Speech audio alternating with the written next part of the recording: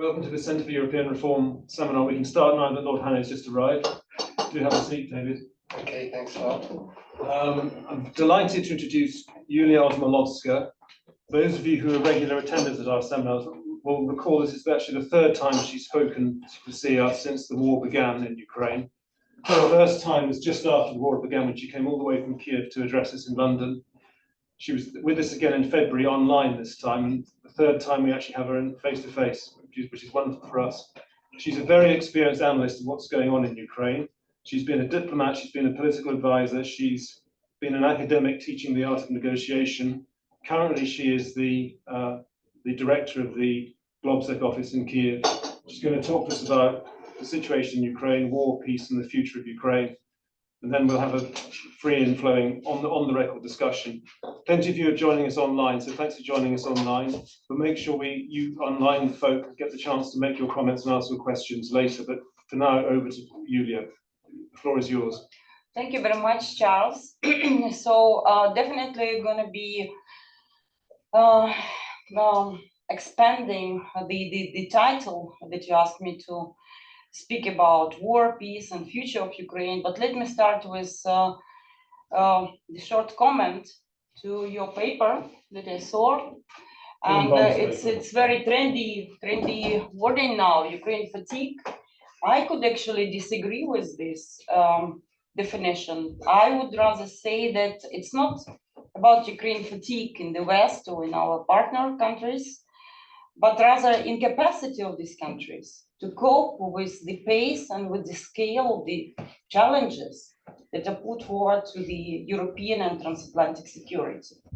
And because of this incapacity to cope with it, so we're talking about Ukraine's fatigue and inability to help Ukraine to win this war. So this is my first principal statement, probably on that. Then talking about the 3 points.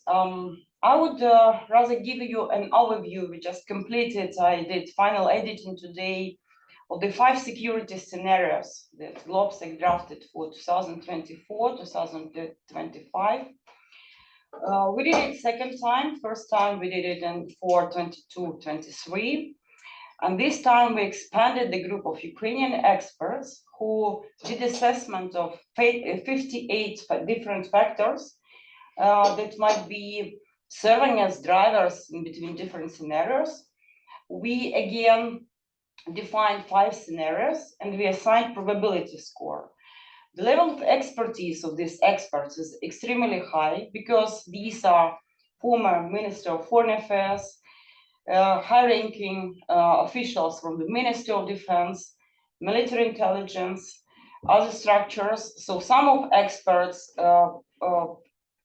allowed us to disclose their names, some are not, but the selection of the people is quite impressive. Therefore, I'm quite confident to say that it's very interesting what we found as a result of this analysis. So basically, 5 scenarios that we drafted this time. Let me give you the one which is the basic for the moment, with the highest probability score, about 32%. It is war of attrition of Ukraine in Ukraine going beyond 2025. Second, running neck to neck to it, it's third world war of a hybrid nature with different regional conflict potential to spurring wider in the regions. The probability is around 28%. The good thing about this is that the expert actually excluded from this, because we suggested 3 types of third world war of hybrid nature. They actually excluded as a low probability the nuclear scenario of third world war and the conventional war of NATO countries with Russia.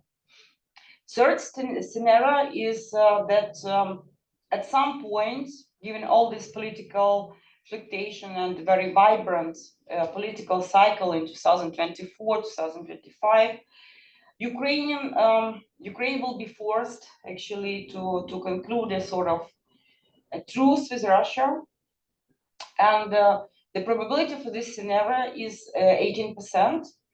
With the same probability, we have this scenario when, for some reasons, Russian troops will be withdrawn from Ukraine, or Ukraine will defeat the troops on Ukraine's territory, but no accomplished peace settlement will be achieved. So again, 18%.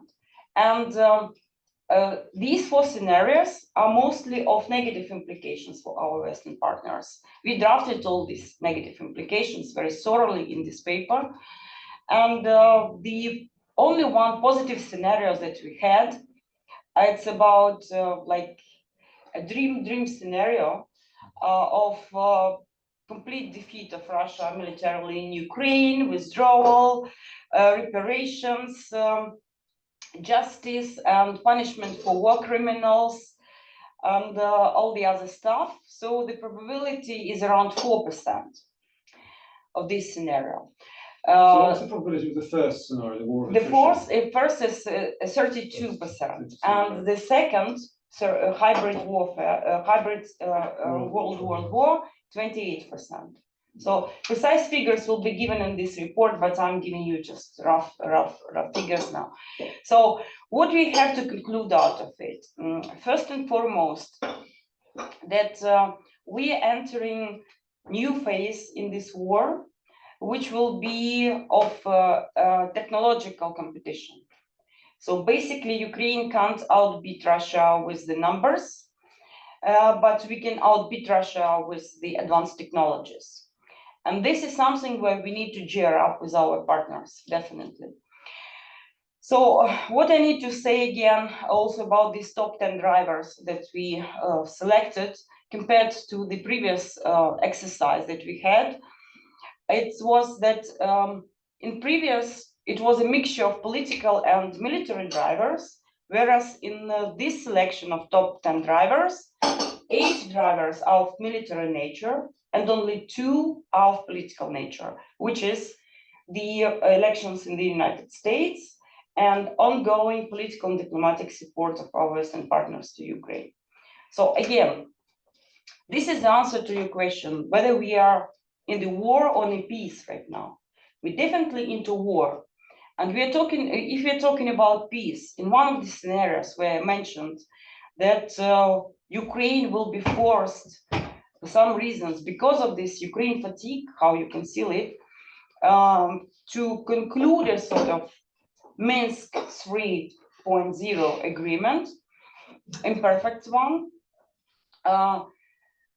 it will be met, this decision with very big resentment in Ukrainian society. This is the same situation, it hasn't changed since I spoke to you at your events in the beginning of the war, in the midst of the war, right now. So same situation, 94% of Ukrainians do believe that we can win the war militarily.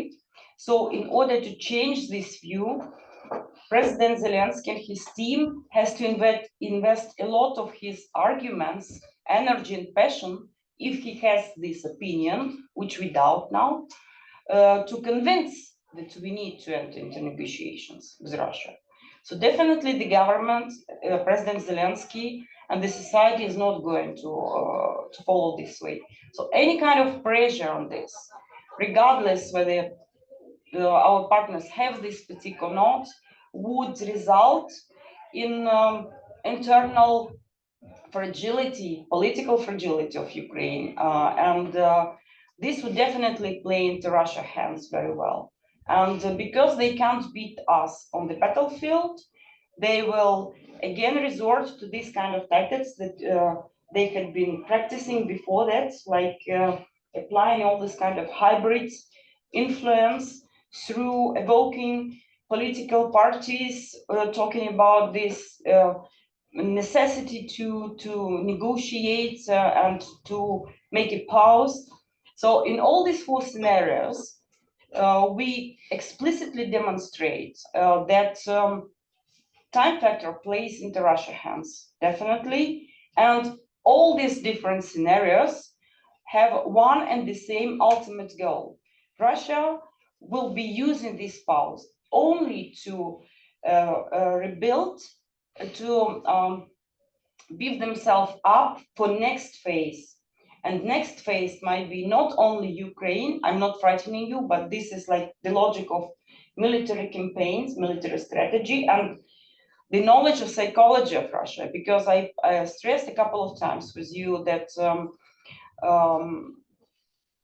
in Russia mindset, they've already been humiliated severely by Ukraine in this defeat in the Blitzkrieg, and also by the Western partners, where they consider you, whether you want this or not, to be our allies in this. So punished, everybody should be punished, not just Ukraine, but also allies. Therefore, the next weak point would be Baltic states, definitely, and if they will have enough resources to play all these kind of like master of puppets games in different regional war settings, they will do it. They will do it in Middle East. They will do it in Balkans and in other parts. So we shouldn't be misled by this kind of like making this pause. Let's everybody rest because everybody is tired from this war. So for us, it is existential war, and we will be going till the end. So next piece, a small one, but it's very important. We're talking about the future of Ukraine. Good news are that Ukraine does have a future, definitely. We are not going to surrender. We're going to fight, and we planning this future. Our negotiations with EU and NATO on track. We working intensively now on security assurance, security arrangements and commitments, bilateral commitments with our partners now as an interim step before entering NATO. We also working on proposals to set a new framework for global security, new security architecture, which will be more aligned with the current nature of challenges to security global order that we have now, based on peace formula of President Zelensky. It's of universal nature. It's not about like Ukraine tailor-made. And we also work in reconstruction. A lot of work has been done and been going on demining. I can browse into this in details later on. And we also looking into after effects of this war already now, trying to build ecosystem for our society to be ready to sustain all these kind of after effects of this war. Here I'm talking about the quality of the human capital. GLOBSEC did very big reports on complex post-traumatic stress disorder in veterans in Ukraine and the other categories of the Ukrainian population. In September, we presented this report to the president and the first lady, and it was a big study of 80 pages, 80 pages. 16 experts from 5 countries worked on it. We've studied experience of 5 different countries, UK included, US included, and we learned from the shortfalls that we discovered. We don't want to follow this way. Therefore, we're working already now on that. And to sum up, there will be new approaches to PTSD treatment on based on neurobiological nature of this disorder. So actually, it's not a mental disorder, as we proved with the science in this report. And second, we discovered also with experience of UK and US that a lot depend on society, how it is ready to incorporate these people into these societies. Therefore, already now, the war hasn't finished yet, but we started to do this social video clips that we are going to introduce also with the assistance of 360 virtual reality technology. So I invite you to look into very brief, 2 minutes and a half video clip that we constructed now. And this is like an appetizer to what we're going to do in this way. Jordan will show us the clip.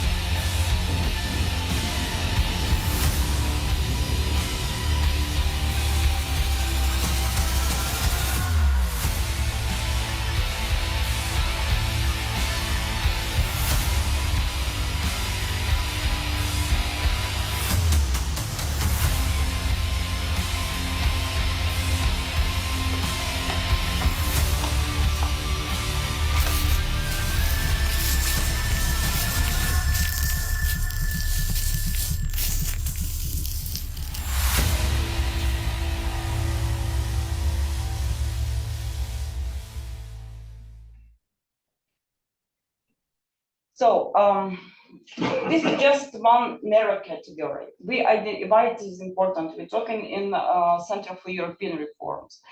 Why it is important for you? Why it is important for us? Because we identified at least 7 most exposed categories of Ukrainians to PTSD. So according to our assessment, there will be, to different extent, around 20 million of Ukrainians affected by this. And the most fragile category is refugees. Recent Cambridge studies proved our hypothesis that we did in our research. So I was delighted to see that my alma mater actually proved our assessment. And it is already 5 million of Ukrainians registered in the EU. So basically what will happen next, they tend to develop PTSD, according to different estimates, up to 95% of cases of all the refugees. It's very dangerous. Then all these defenders, after the war, will rejoin with their families in the EU. So they also will be making this kind of like very fragile category of the population in the EU. When Ukraine joins the EU, it's about the quality of the Ukrainian human capital, the quality of the human capital of the European Union. And most important, Russia will be definitely playing with this fact as a sort of in their disinformation campaign, like trying to frighten the population of European countries by saying that these mad Ukrainians with PTSD will come and they will be even more dangerous like than migrants from the Northern Africa or the Middle East. They will be playing with this fact.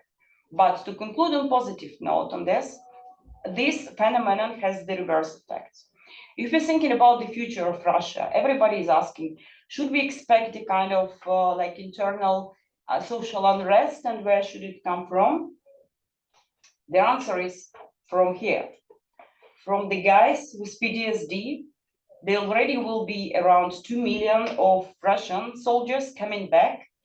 But unlike in Ukraine, in contrast to Ukraine, the government is very ignorant to their needs. They tend to reject the very phenomenon of PTSD, of complex PTSD with traumatic brain injuries, like it was with Afghanistan.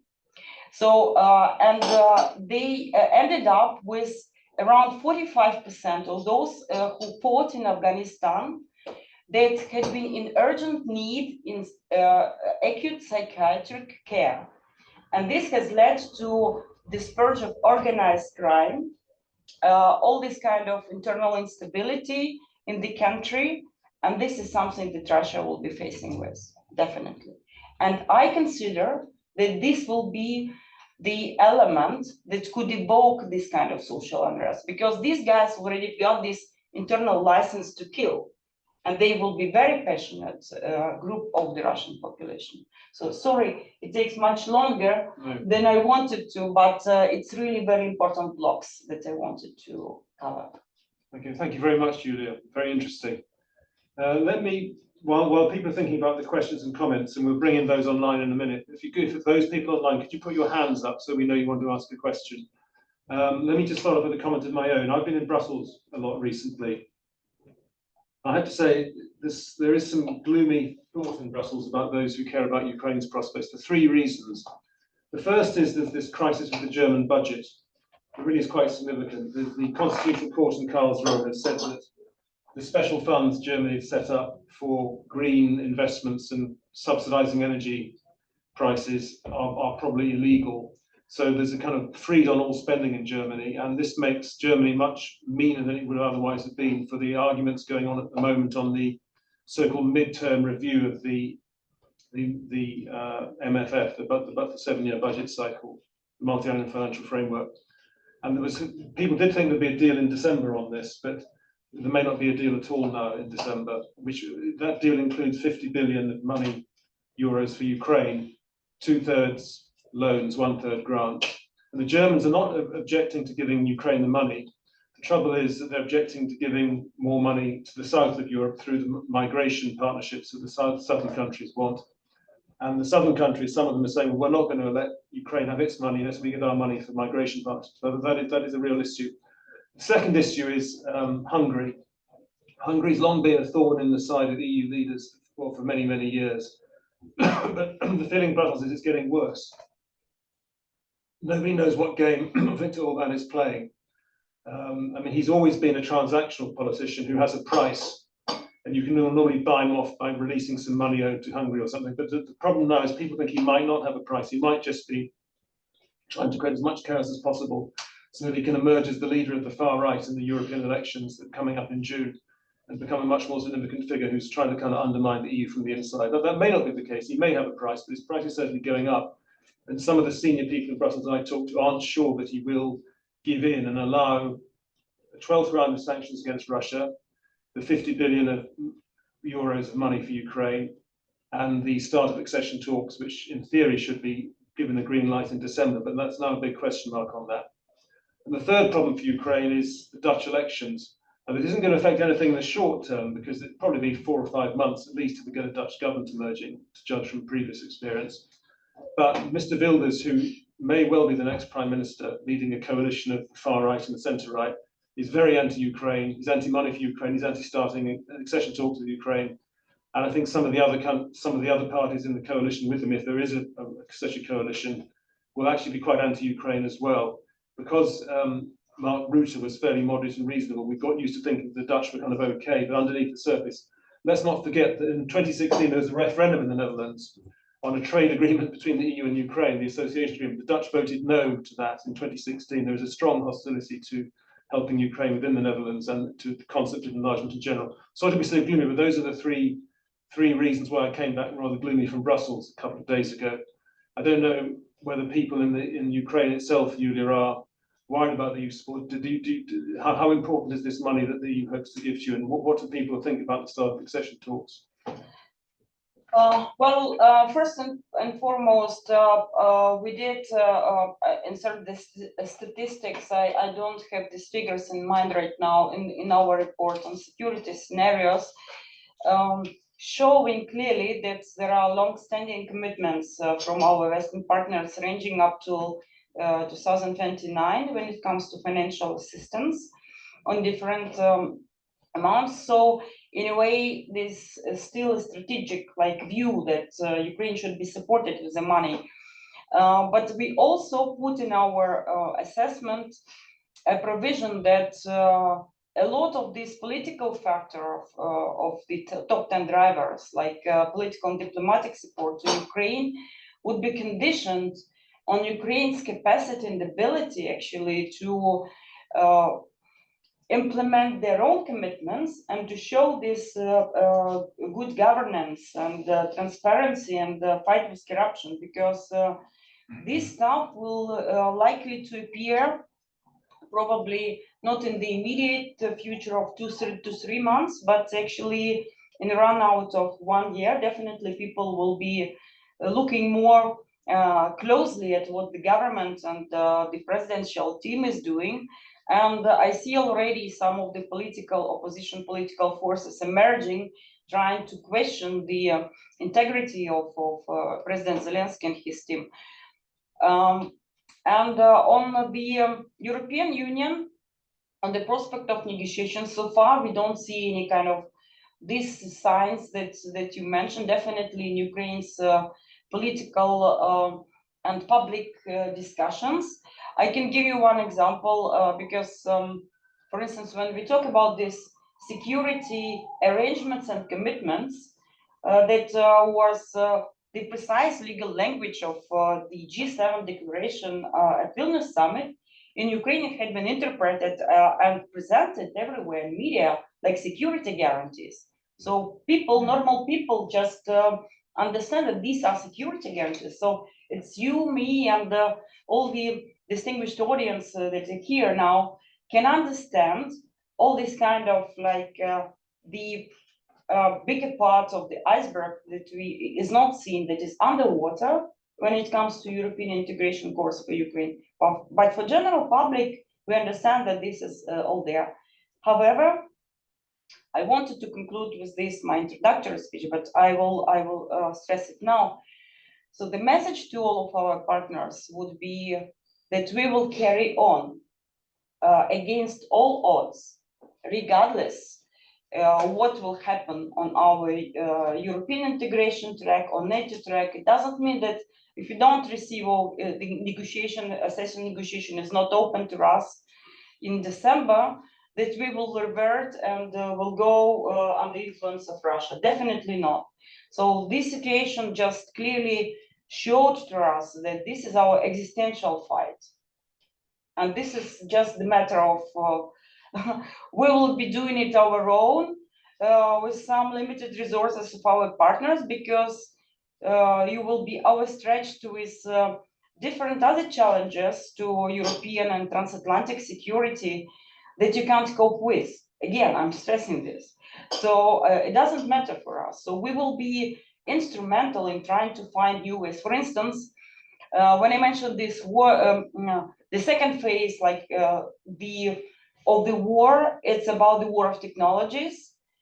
On a number of areas, Ukraine is proving that it is much more advanced than our Western partners, because we actually testing this on the ground every day, and our guys on the ground tell us what they need basically when it comes to unmanned aerial systems or drones or reconnaissance or electronic warfare. So basically, and kind of cooperation of the private capital in Ukraine, R&D, joint R&D with the military guys under this Brave One initiative, which is the umbrella which encompasses the National Security Council, Minister of Defense, Minister of Digital Transformation, private sector, is much more advanced and much more fast in actually getting from research to actual development and implementation of this innovation than in our partner countries. So we don't have other way to follow. Therefore, we will be just carry on. Okay. Martin Sandbu. Thank you. Thanks a lot for your introduction. I want to ask a couple of questions about sort of internal Ukrainian affairs and their strategic importance. So one is just on the military side. None of your scenarios include the possibility of a Ukrainian military collapse or defeat. So I'd just like you to talk a bit about why you can rule that out. And the flip side of the military thing, we should be, I'm not a military analyst, so it's kind of a naive question. We should finally be getting some of these fighter planes next year. What difference will they make? Second, there's been a very sudden pickup of a particular narrative in Western media and political discussions the last 4 or 6 weeks about a split between basically Zelensky and Zelensky is sort of the simple way of this. I mean, those of us who followed have known that there's always been a bit of sort of political paranoia about rivals in Zelensky camp, but is there a real change, or does this pickup in this narrative reflect something else, including propaganda efforts from Ukraine's enemies? And the final question is just picking up on what you said about corruption and institutional reforms and so on. What's your assessment of Ukraine's ability to keep moving forward on the very good work that's already happened, but in a sustained way and actually rooting out the problem? Thank you. 4 questions. Yeah. Oh. 4 questions. Yeah. Okay. So on Ukrainian defeat, we've selected 58 factors, and among them there have been factors like Ukraine's incapacity to sustain the war with military means. It hadn't been selected. So more interestingly, on a different subject, the factor like withdrawal of Putin from power, also ranging like somewhere of 50s factor, because it means that our experts, or it's 37, it means that our experts consider that regardless whether he's in power or not, Russian political elites will be continuing with the current strategy, so it makes no difference. But the factor of contradiction between Ukrainian political and military leadership had been ranged 21st. So it's basically almost within the first top 20 factors. So our experts do see the risk in this, but also all of us see this kind of risks. And Zelensky and his team, they do understand as a politicians the risks that might follow with his decision on some getting other commanders and generals from top military leadership from power, because they have high authority within the armed forces and the troops. So if I were a politician, I would have thought twice about this. And I think that they have real social polls, not those that are actually made accessible to public, and they do understand these risks. So I don't foresee in the immediate future this kind of like sharp changes. However, we shouldn't exclude this kind of extreme scenarios. Like, for instance, right now, as Zelensky said, the war has entered this phase of stalemate, war of attrition.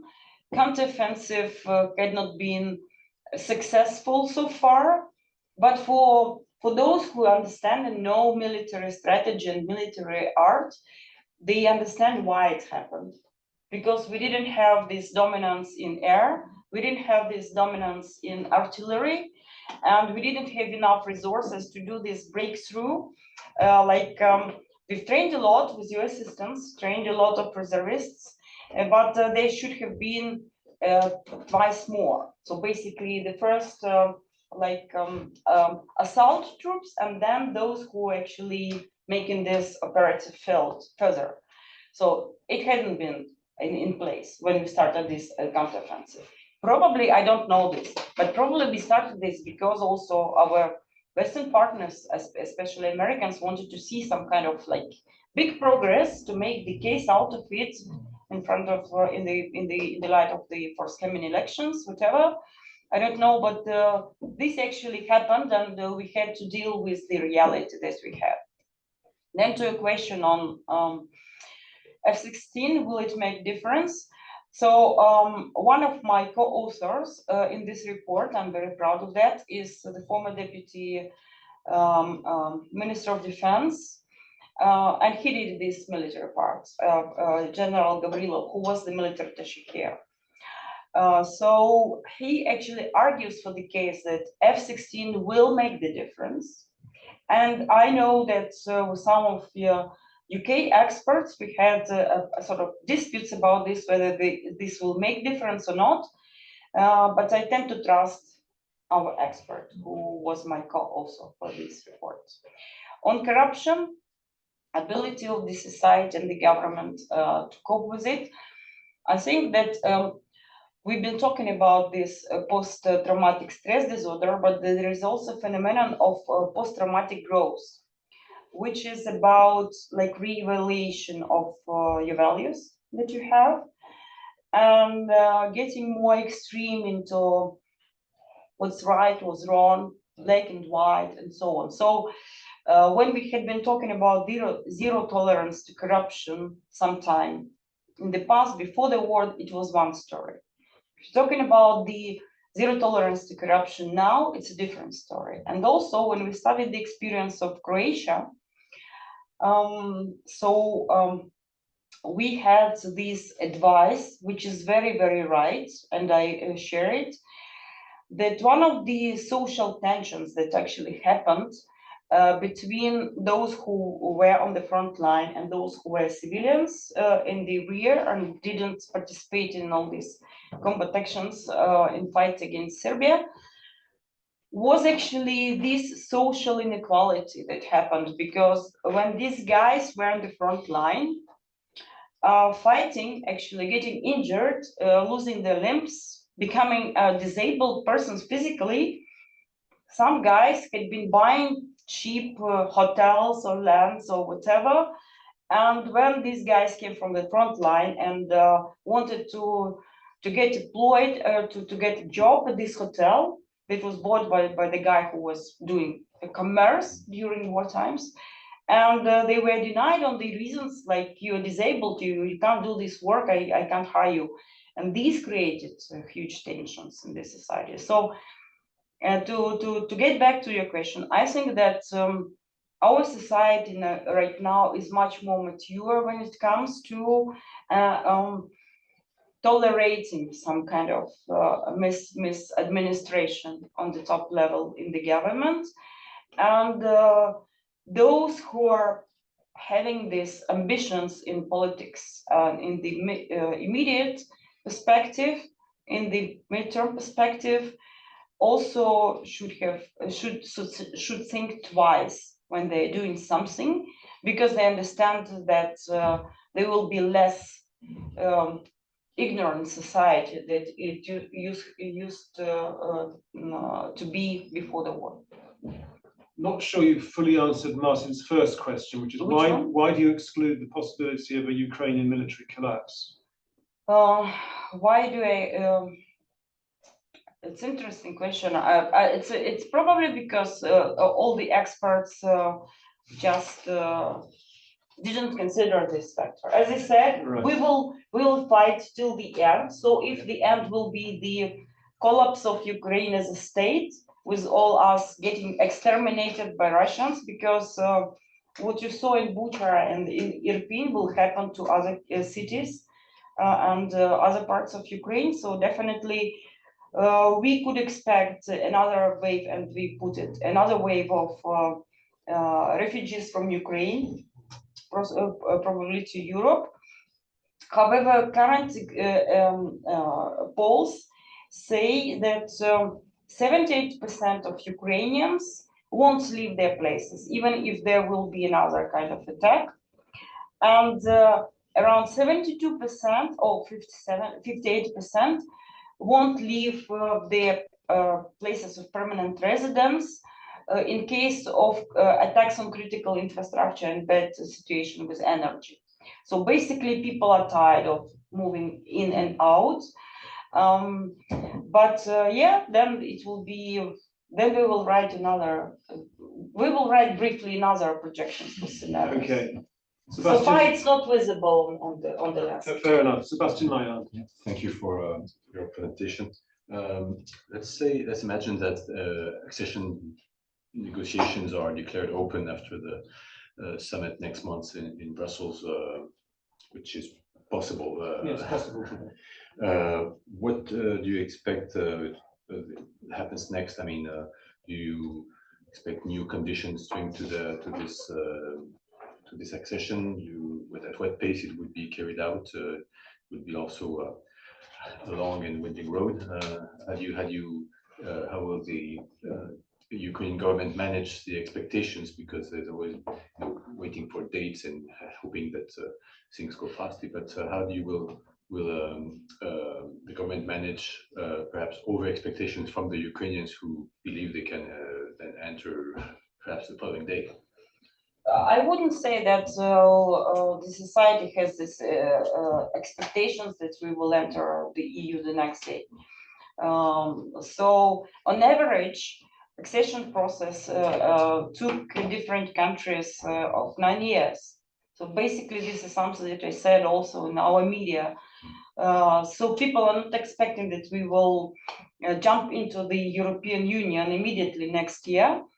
On the other hand, our politicians and diplomats are pretty well aware of these political cycles that will be happening next year in the European Union with the elections to European Parliament, re-election of European Commission, and other stuff.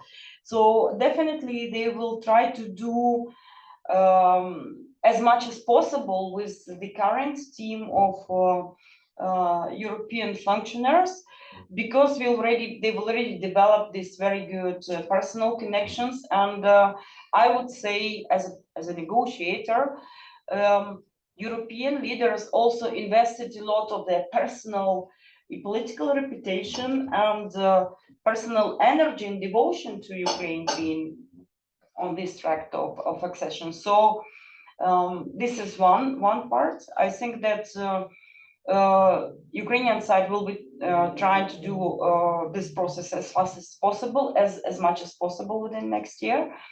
But on the other hand, I am referring to what Charles said about all these internal developments within the EU.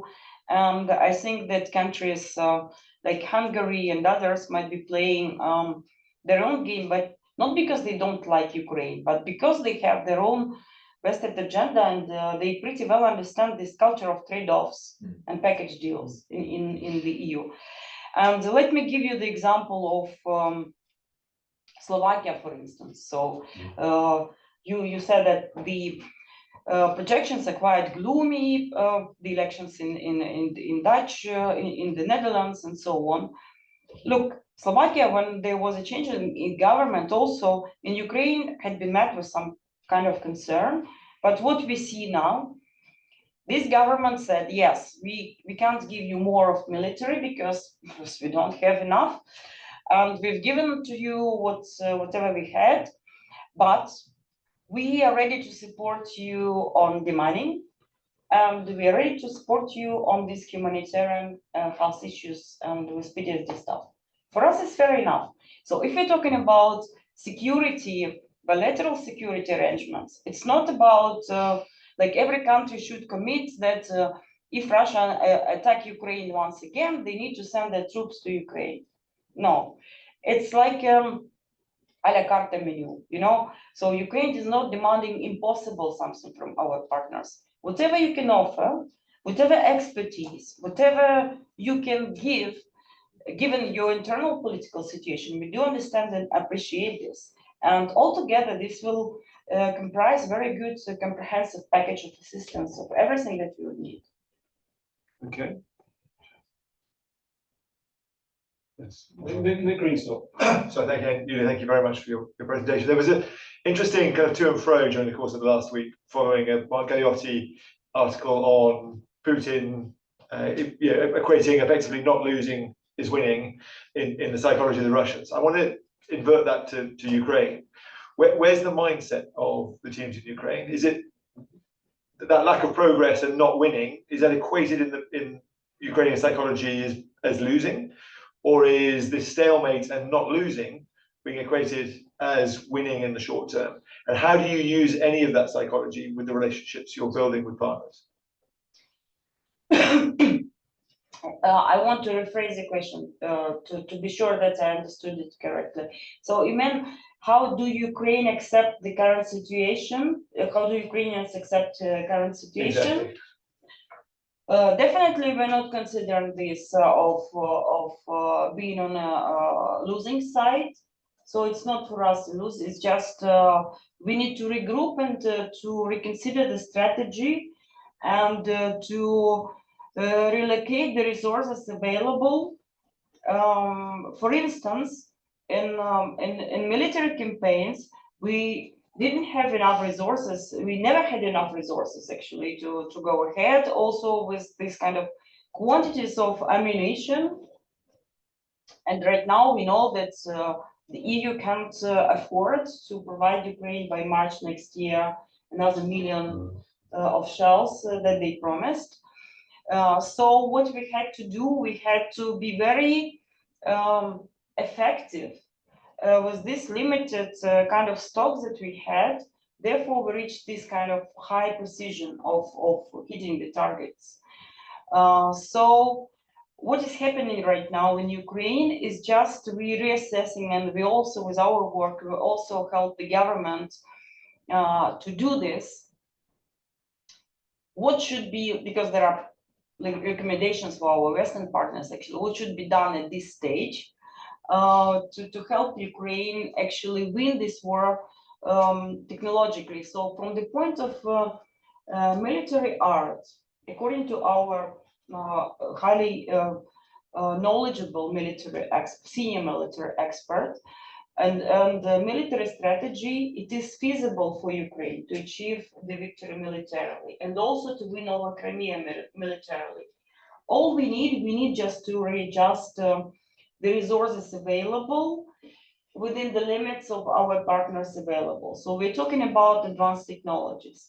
Let's talk about advanced technologies, because the problem what we have now, it's not a problem, but this is something like a stumbling block or something that could be changed when there is a political will of our partners and trust in Ukraine. It's actually giving access of Ukraine to more sensitive technologies, that could provide with better satellite reconnaissance and intelligence and all this kind of stuff. So we need to go deeper into this kind of advanced cooperation, and then we will see. So I think that this is something which is a sort of like a crash test for our partners as well, how far they are ready to go, how far they're ready to admit that Ukraine has to win this war militarily and not to be afraid of consequences, of what to do with defeated Russia. We will write next paper what to do with defeated Russia. It'd be a nice problem to have. Any more Can we pick questions? up on Crimea? I mean, I don't want to, if others have other questions, but it'd be good to talk a bit more about Crimea. I have one pretty quick one, if that's okay. Yeah, okay. So Iuliia, thank you so much for your talk so far. My question is not about kind of military strategy, grand strategy. It's actually just on kind of people-to-people relationships. If that's okay. So when you go home, when you chat to kind of friends, family, colleagues back in Ukraine, and you say you've been to the UK and you've spoken to British parliamentarians, policymakers, civil society reps, what do people hope the Brits are talking about? What do people hope that the UK, for example, is doing on their behalf? I could definitely tell you, and I really delight to tell you, because I spent a lot of my life here in UK, studying and working, that UK psychologically is considered to be top partner to Ukraine when it comes to support, militarily, politically, diplomatically, even higher than the US. So at least we don't have this like a sort of wobbling position that sometimes position of US administration could be interpreted. We do understand that UK is our firm supporter, definitely. And this is on all levels, so on expert level, on the societal level. And you've proved this with a lot of steps which were advanced much more bold than the partner countries. I could mention providing with the first vested tanks Challenger 2, which actually broke this psychological block for the other countries to follow with their Leopards, with Abrams. Then you were first one to call for providing Ukraine with longer range missile, not waiting until Russia will do more and more hostilities to civilians. I do remember, I even quoted Ben Wallace when he spoke on this to the parliament. And this was very well received. So a lot of this stuff, therefore, on personal people-to-people, bilateral UK-Ukraine level, I would say that this is pretty high. Thank you. Right. Another question, Martin, then David. You go first, Martin, then David. Just on Crimea, there's a very common view in the West that in any sort of future settlement, Crimea will probably have to be given to Putin. And there's even quite a few people who think that there's a legitimate Russian claim on it. My sense from Ukraine is that if it gets to territorial concessions at all, Crimea is probably more important to keep than the easternmost territories, both politically and militarily. Could you just give us your analysis Yes, of those I questions? think that this should be understood by all our Western partners, and probably it is an understanding there, but there is also a kind of coldness to think this way, because strategic Crimea is an important part in Black Sea, right? And Ukrainians have proven that without having their navy, they could effectively destroy actually the navy of one of the biggest countries in the world, and to humiliate it with just all these kind of unmanned sea baby drones, how do they call it?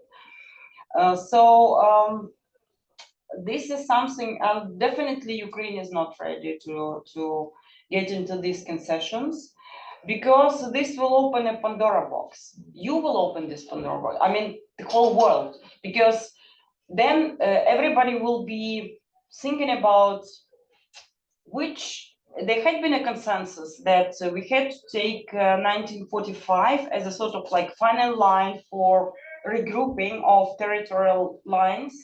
Yalta conference, setting up of United Nations, that's fine. And right now, okay, it happened in 50s, kind of Crimea to Ukraine. What happened next within this period to different territories and different other parts of the world? So this will create a very dangerous precedent.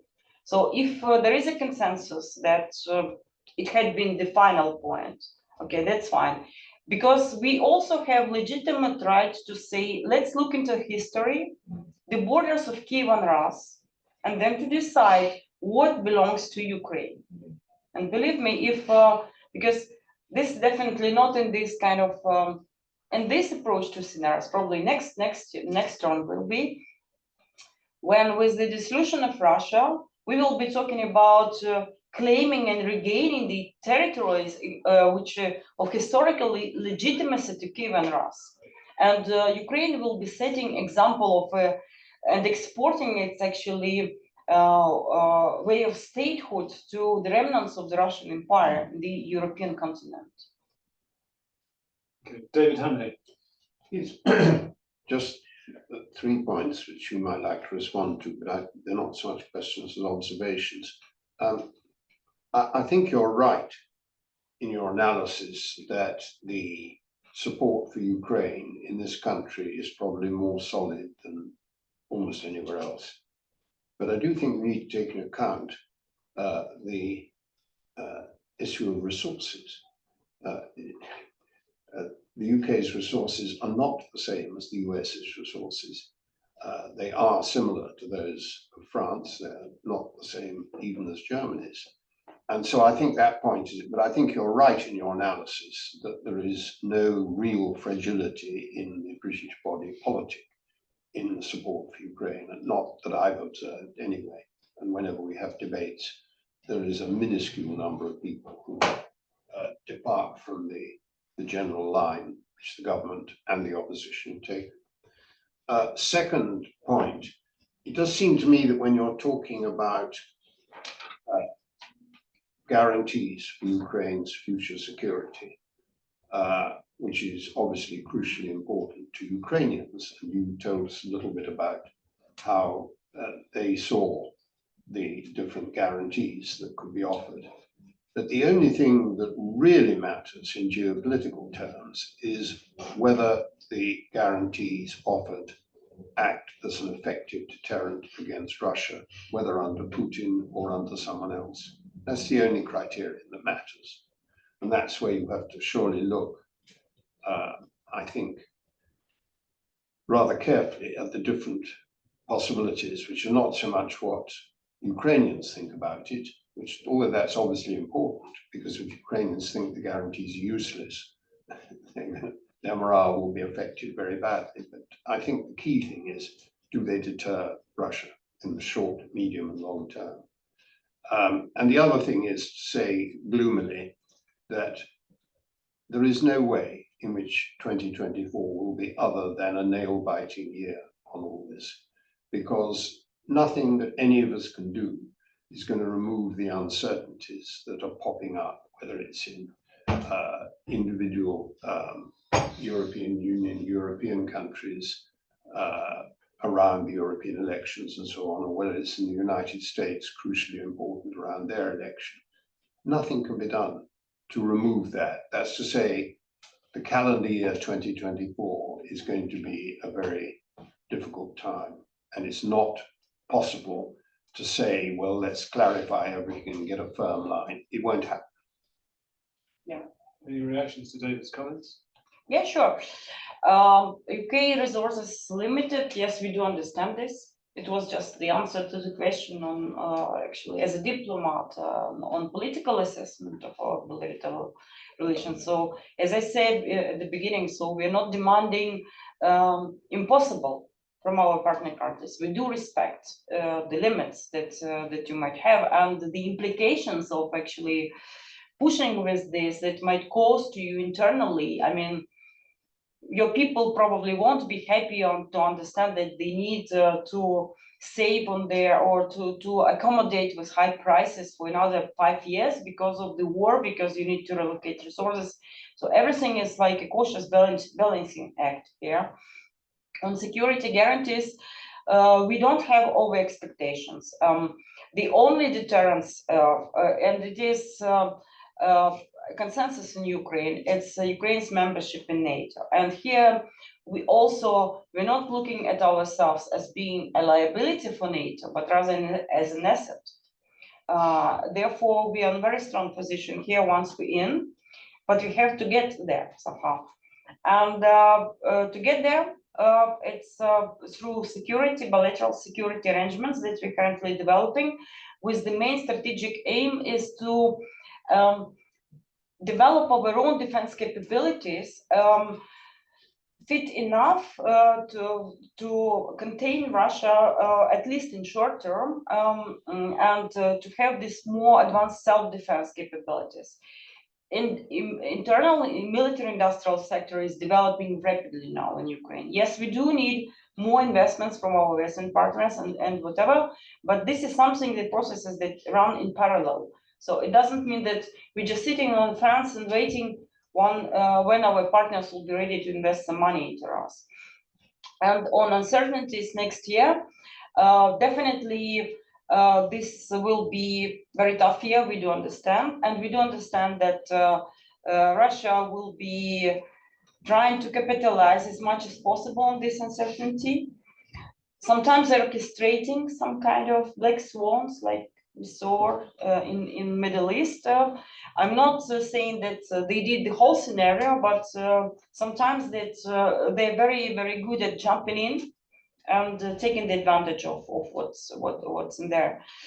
And we haven't spoke, when you talk about uncertainties, we haven't spoke about crucial factors of China. Again, next year we'll continue this uncertainty because China won't be doing any kind of rapprochement either with Russia or with the US until the presidential elections in the US and who is coming to power. Then they will readjust their strategy towards the US, and this will actually make its impact on China-Russia kind of strategic partnership. What we see now is a tendency, or at least Russia wish, to get into kind of implicit, non-visible on surface military and technical cooperation with China, also in space area. Because China is still relying on some technologies they bought from Russia, they need from Russia.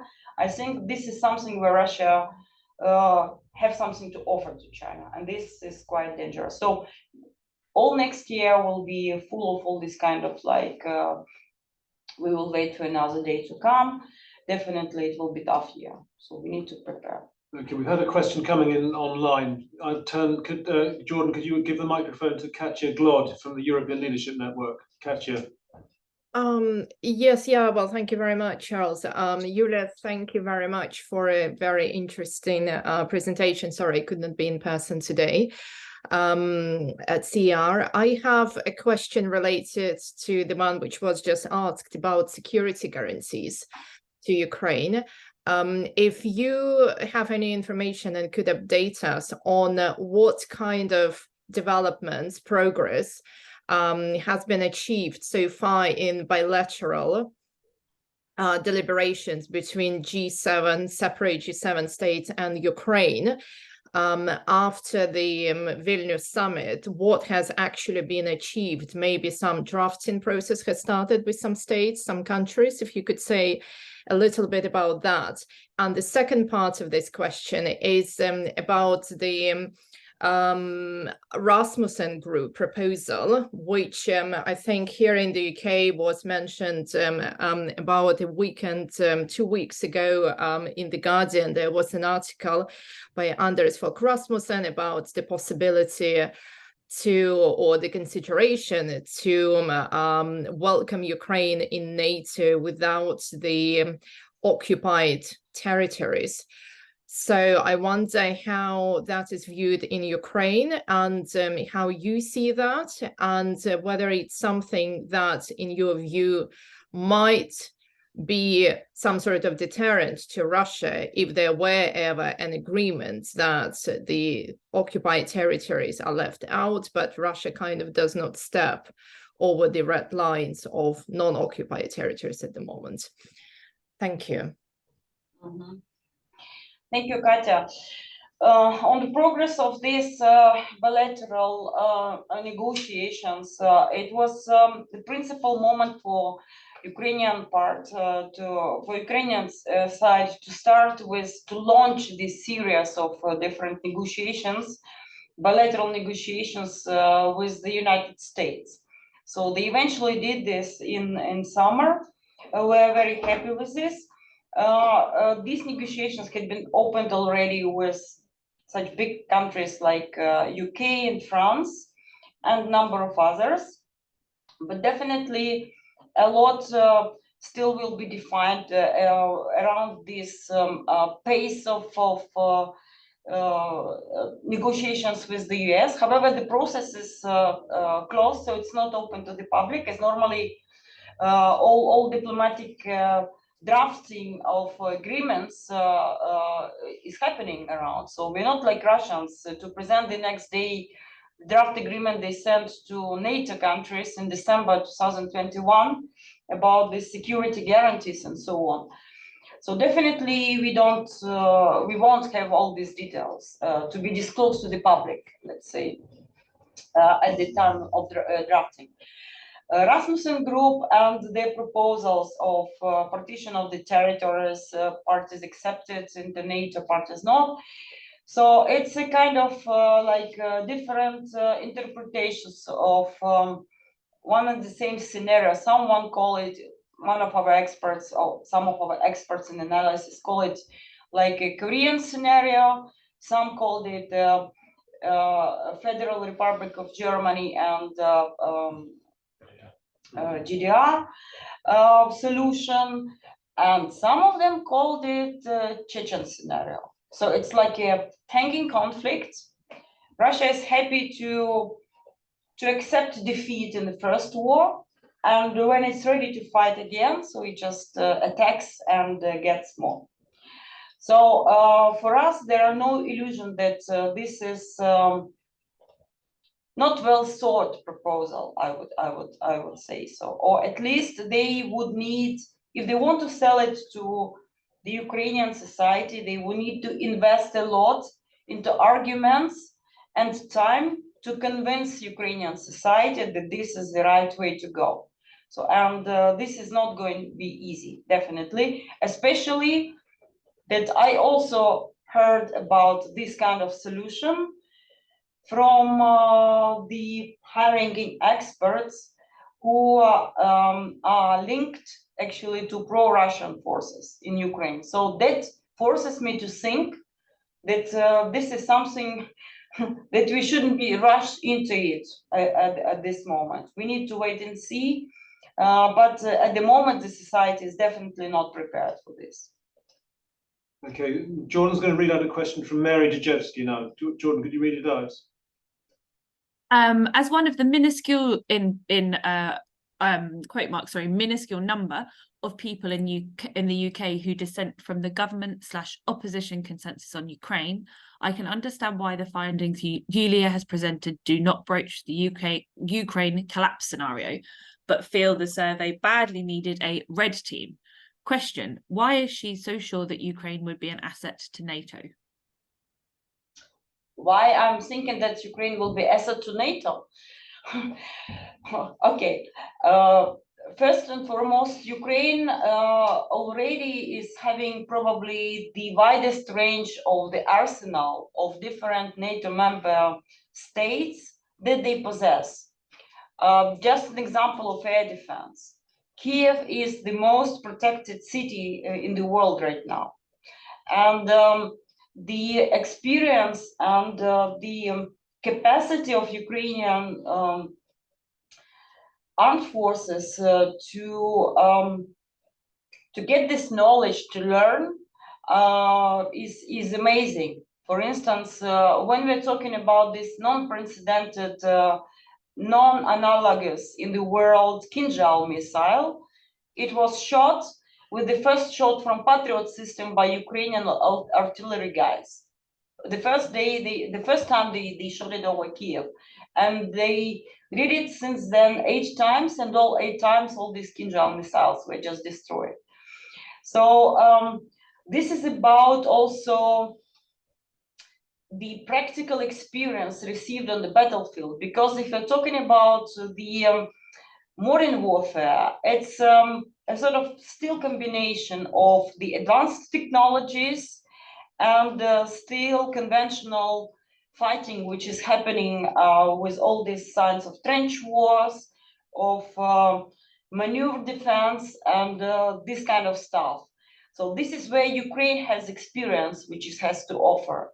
And definitely a lot of innovations, like I mentioned, destroying the fleet of the other big country without having a fleet. This is something very interesting, and many, many more. So this is why I think that we are not going to be a liability, but rather an asset. And also with this big army of experienced fighters, because the newly appointed Minister of Defense had announced already that there is decision taken to get the Ukrainian army being contracted. So we will get professional army probably with bigger numbers of people after the war. And this will be the part of the army of the NATO at some point. And I would like to link your question also to the question on but the area of the European Union, because here we also defend the position that Ukraine won't be a liability to the EU, and you shouldn't afraid of Ukraine coming into EU.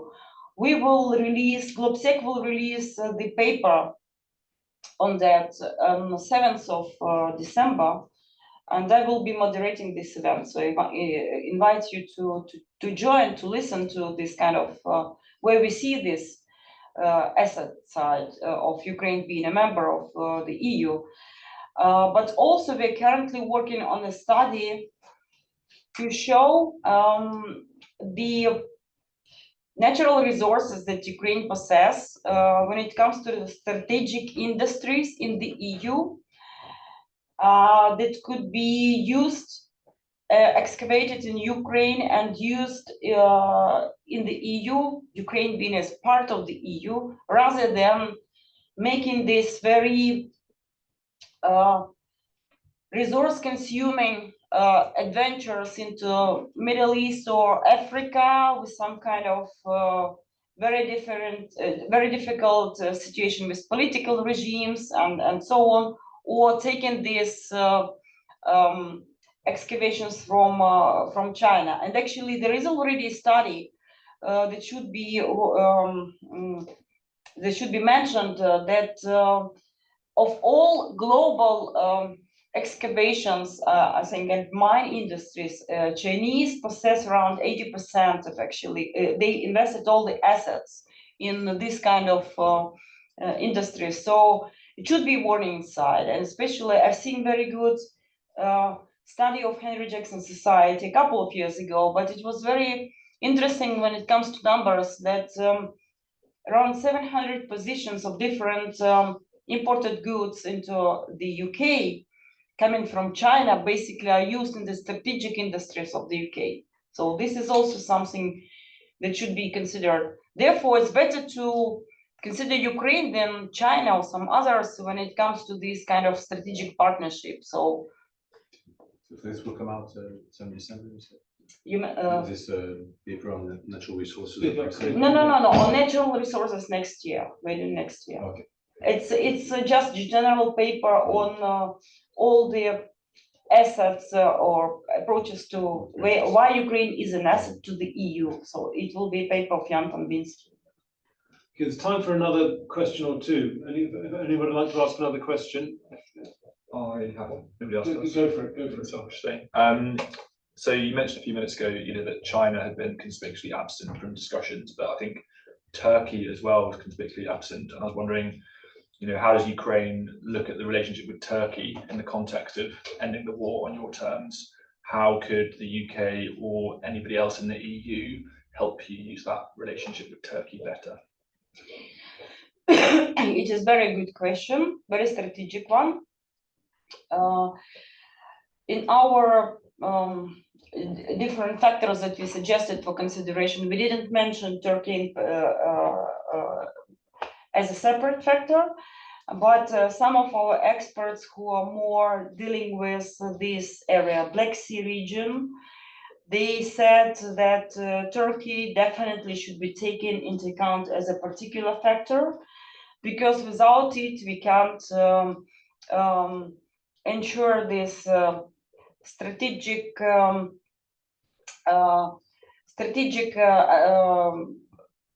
I wouldn't say dominance at this stage, but at least a strategic approach to Black Sea from Ukrainian side. And according to General Zaluzhny, Crimea still remains the strategic depths for the Russia, which they consider to be their core thing.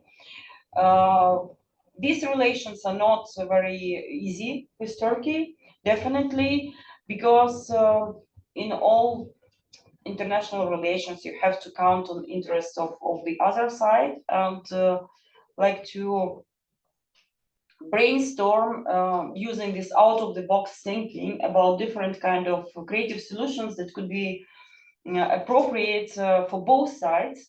So I think that the process is ongoing, and this particular country is given also big attention from the diplomats and the policymakers in the office of the president. Okay, Nick, and then I've got a last question. Yeah, and actually, excuse me, may I just add, I forgot to add, the appointment of the new Minister of Defense, Mr. Rustam Umerov. He is Crimean Tatar, and he speaks fluent Turkish. He actually has very, very good personal contacts with Turkish political leadership. So I think that this appointment will also contribute with some advancement when it comes to strategic nature of relations in between two countries. Great, thank you. Nick. Thanks. And when we're looking at the reconstruction conversations, if not the elements around reconstruction itself, we're looking at capital flows, you're looking at bilateral relations and conversations with governments, but the private sector is also an important part of this. How are you building that confidence for the private sector to find the right points of contact into the Ukrainian administration's approach to reconstruction? Yes, we are working on this intensively. For instance, one of the recent studies that had been conducted by Ukraine industry expertise on the capacity of Ukraine construction or building materials sector to participate in reconstruction of Ukraine, provided with data that Ukraine's industry, building materials industry, is capable of ensuring 80%, 80% of internal reconstruction by their own resources. So basically, the potential is there. All they need is to understand this kind of mechanism of distribution of funds and the mechanism of tenders, the priorities of the government, and all these things. So basically, currently, a lot of work ongoing, both in the government to bring the business closer to that, and to provide them with more clear-cut mechanism or algorithm, how can they participate in this reconstruction. And also, these activities are supported, I'm very pleased to say, by European Investment Bank, by European Union in Ukraine, and we also engage in this process. One of the major bottlenecks at this moment is war insurance risks for the foreign private capital and foreign direct investments coming into Ukraine. But we're also looking into this issue, and we'll be doing both research and expert roundtables, events to address this issue in the nearest months. I've got a last question. If nobody else wants to ask a last question or online or in the room, okay, I'll move to my last question then. So, question in two parts about President Zelensky. Firstly, could you, I mean, we read sometimes that he's less popular than he was. Could you give us a brief analysis of how strong he is politically within Ukraine, and whether the issue of a presidential election is quite important within Ukraine? Some people outside Ukraine are saying that you need to hold one. Others say you shouldn't. But give us a view on President Zelensky's political strength. And secondly, related to that, outside Ukraine, some of your critics who wish you well worry about the apparent autocracy of the regime. There aren't very many alternative sources of power within Ukraine other than the president's and his immediate entourage. Is this a concern to people in Ukraine? Are there autocratic tendencies within the country? So, on President Zelensky political popularity, I wouldn't attribute slight decrease probably of his popularity to his personal capacity of managing the country in war times. It's a natural psychological phenomenon. Here we're right to talk about fatigue, really, because people get tired from going to shelters every day, and this destruction of normal sleep, when you have these drone attacks, kamikaze drone attacks 3 times per night, and 3 times per night you have to go downstairs in the shelter to sit there because something might happen. And this also contributes to developing this complex post-traumatic syndrome disorder in normal Ukrainians. So this is about like psychological, a bit of psychological exhaustion. Yes, we're already entering almost a second, it's not right word to say anniversary, but a sad marking of this beginning of the war. And people are naturally tired. So whoever was the president would have been the president in his place, definitely would have been losing his popularity. More important marker is that the popularity of our military command and the belief in capacity of armed forces to win this war is as strong as it used to be. And that means that the confidence in the future of the country is quite high. So it's normal process.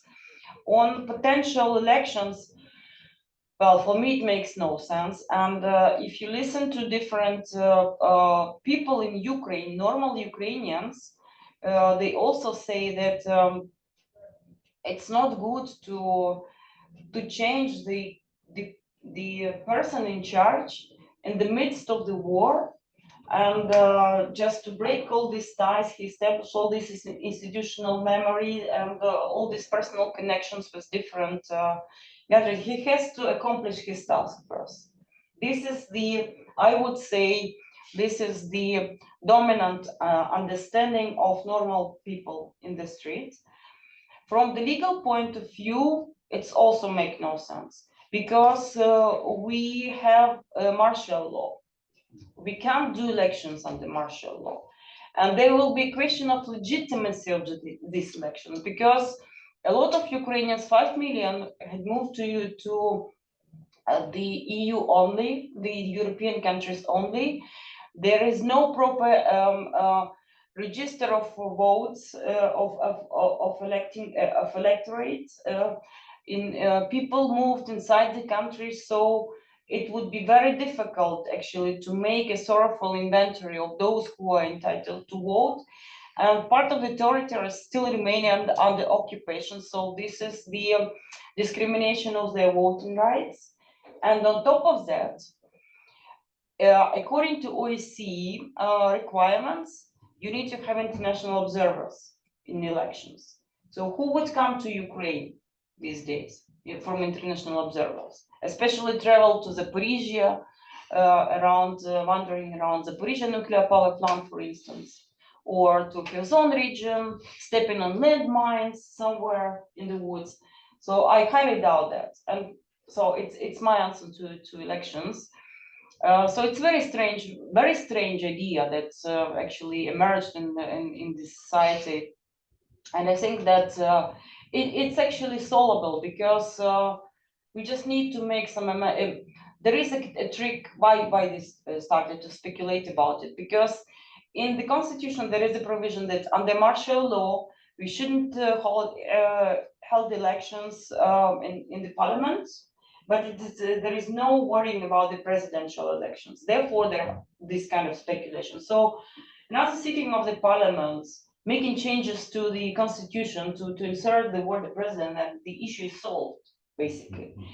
And autocracy, I don't see any signs of autocracy. Again, this is my personal understanding, and I do share this view that we shouldn't shake the internal unity and solidarity of the society, and all the groups of like political elites, military elites, civil society, civil population around minor tasks that are not relevant for today. So we need to fight to accomplish the bigger task, to fight the enemy first, and then we can sort out all this kind of stuff with the internal political stuff. So actually on autocracy, we have all these kind of media channels of the guys who are known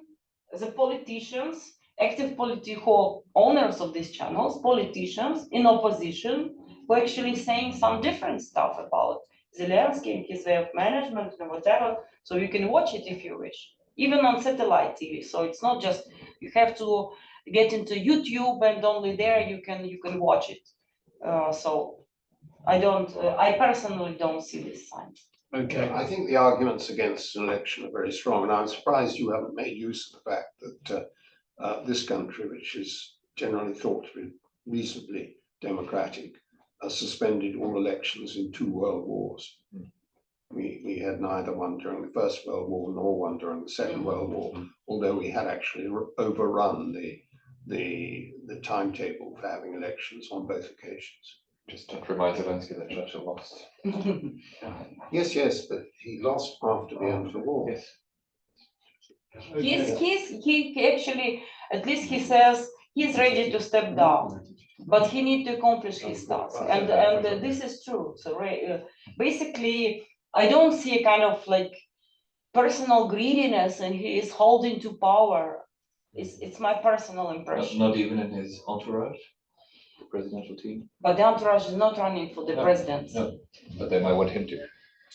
Probably want him, but here I would rely on my understanding of some psychological stuff that I've studied in the past, and some body language and all these things gives me evidence that it's not, at least it's not on the agenda now. Okay, last question, Martin. We haven't talked about sanctions and kind of economic statecraft generally in well, especially Europe's attitude to this. If you could just reflect a little bit on the importance of it, and in particular, how strategically significant would it be to tighten sanctions further, and if so, what are the important areas for? Yes, there are still the West? loopholes in this sanctions mechanism when it comes to technology transfers and buying of some stuff that Russians are doing in order to get at least some kind of semiconductors that they're using for production of missiles. So there are a number of complicated routes. So I think that sanction circumvention should be more advanced as a mechanism, and the countries should be getting into the areas where they are not now. Still, it's like buy nuclear fuel from Russia. Then these loose, very strange WAG mechanism I still haven't encompassed when it comes to precious metals and diamonds. In the 12th package of the EU sanctions. This is something that is important. And important element is also that around 1,000 of Western companies hasn't left Russia's market yet, and they pay taxes in the Russian federal budget. So basically, we assess the Russian capacity to sustain this war in the long run in a way of like regenerating their resources, and they're still quite high because they actually they made their military spending for next year almost 3 times higher than for this one. So they just rising up their military budget. It will be 6% of their GDP next year, the biggest one in the history, first time exceeding the expenditures for social care. And they will cover these expenditures mostly from their National Prosperity Fund, where they still have enough resources that they've accumulated from extra revenues from oil sales. So basically, we definitely need to work on sanctions, but we need to consider whether, because they're not making big difference in this big picture, how Russia can sustain with their budget and where get the resources. At least there is always last resource to go to tycoons, financial tycoons, and then said you need to give money the budget because the country is at war. Otherwise, we will kill you tomorrow, and he will give the money for that. So they always will have some places where to go for the money. Therefore, we need to understand whether this resource investment into working on sanctions at the expense of like position of Hungary or some others, the effect that we will achieve with these sanctions. Yes, they should be kept. They should be upgraded because there is strong political message in this sanctions mechanism. Once you make them loose, Russia will read it as a sign of weakness, and they will be pushing more into it. So you need to upgrade it, but you have to be very realistic about the effects. Okay, time to draw things to a close. Thank you very much, Iuliia. You covered a huge amount of territory. Although we was quite gloomy in our questions, you tried to cheer us up, I think, by telling us that Ukraine isn't going to give in anytime soon. You're going to keep fighting. Morale is good amongst the Ukrainian people. And even if the EU and NATO don't do what they should do to help, you're going to keep going. So we wish you luck with that. Thank you very much. Thank you.